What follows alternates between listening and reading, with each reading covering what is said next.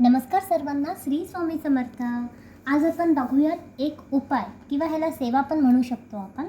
हे सेवा आहे, एक आपल्याला पंथी घ्यायची, त्याच्यामध्ये 2 लवंगा, 1 कापूर आणि 4 मिरे, काळे मिरे जे आपण स्वयंपाकामध्ये वापरतो ते घ्यायची आहे आपल्याला। आणि आपल्याला आपल्या मुख्य दरवाजाचा आतमधून कोपऱ्यामध्ये हे असं प्रज्वलित करायचे। हे कशासाठी म्हणजे हे असं केल्याने आपल्या घरामध्ये जी कुठली पण नेगेटिव्हिटी आहे, भांडण आहे, आपल्या घरामध्ये वारंवार भांडण होते, नजर दोष आहे, हे सगळं जाते।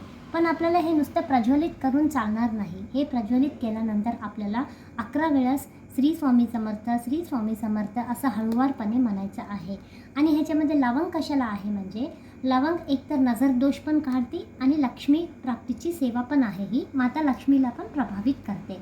हे उपाय तुम्ही दररोज पण करू शकता किंवा आठवड्यातून एकदा पण करू शकता।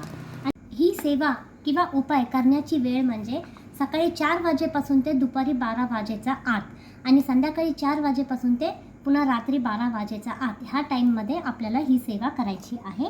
आणि माता लक्ष्मी, भगवान विष्णू आणि आपल्या स्वामी समर्थांना प्रार्थना करायची आहे। आणि हे करून झाल्यानंतर आपल्याला हात पाय धुवून देवाला नमस्कार करायचा आहे।